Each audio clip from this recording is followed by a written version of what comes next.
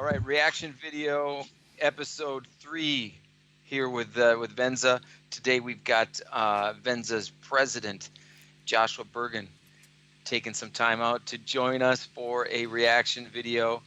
Running the show, always Sean Shields. Good to have you, Sean. Thanks. And so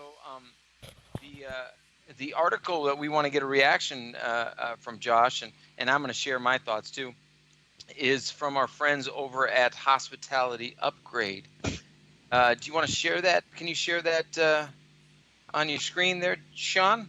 Yeah, so RevPAR High Note and RevPAR Shattered by Prophet Din in the UK. So essentially the takeaway is that RevPAR had increased 1.1%. As it has been increasing in the UK. So revenue per available room increasing, which is a great thing. That's what we look at in hospitality. The downside is that GOPAR, so gross operating profit per available room, also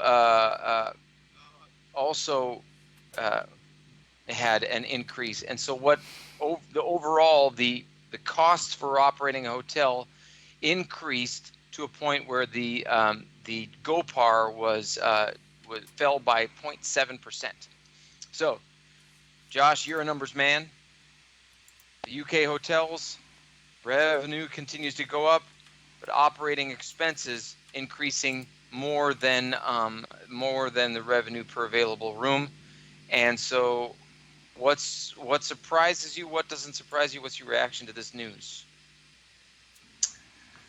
Oh, wow. So, yeah, I'm very interested in that. I'm definitely a numbers guy. The thing about an article like this is it makes me want to ask like 50 more questions. And Sure. Because it is a static piece of information and you don't have readily available resources, it just makes you wonder, I would immediately follow up and say, if this is a continued pattern, has there been changes to the travel pattern where they're getting more tourist visits in the UK?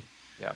Has their growth of new construction or new rooms been reduced, right? Because that could have this exact impact. I also wonder, what is the impact of I'll say organizations like Airbnb here in the U.S. Yeah. But here what is the impact? In the EU? Yep. Yeah. What is the impact of those there, where maybe for the last quantity of years that availability of those types of rooms have grown drastically, but maybe in the last year or so, maybe the volume of rooms available in that other market has flatlined. So there's not as much availability, or people who tried it didn't like it and then took rooms off the market. So it kind of forced people to the traditional hotel. Yeah. So really it just raises a lot of questions. Is this creating a new pattern? It would make me want to reach out and find out what are some of the key drivers, and are the revenue managers at the properties taking advantage of the trend and really pushing the thresholds to a more immediate and active rate fluctuations during the day as fast as the airlines. Is it more direct bookings or through engines? So it just raises a lot of good questions that the revenue managers should be checking out. Well, the thing that I think is really, that paragraph that Sean is showing there, that regrettably, where it talks about the operating costs going up so much and it's increased by payroll. So then the question is, why these increases in payroll? And you all there in the Americas certainly paying attention. I know we are here in the EU thinking about Brexit, and our customers and friends over in the UK are looking at a lot of their staff.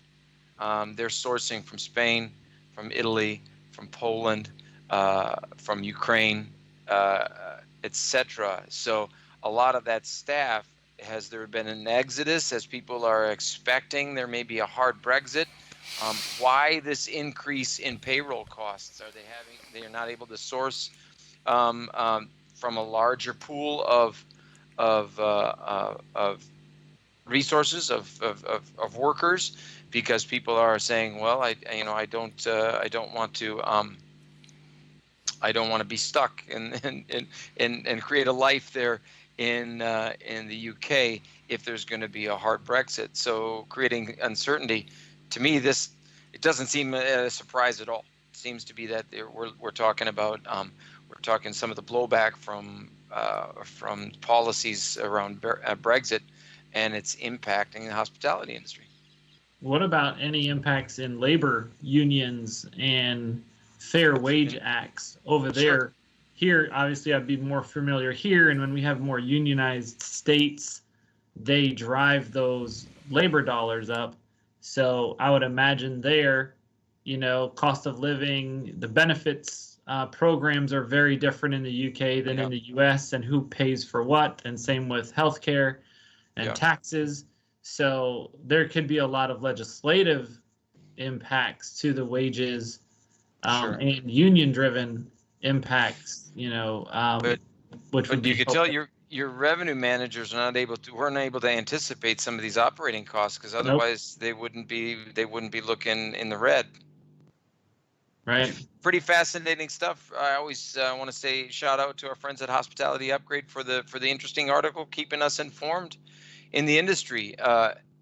Josh, always grateful to have your time. Appreciate you sharing a few minutes. Sean, anything as we wrap up? No, I don't have anything. Too many numbers in this one for me to really dig into this. Sorry. I see year over year, and it just, a haze just starts to come across my face.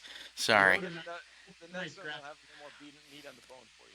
Well, human impact, interesting. I kind of can look beyond the numbers and think about, okay, why is the labor rate going up so high? But good stuff. Thanks, guys. Thanks, everybody. All right. See you at the next Signing off. See you later.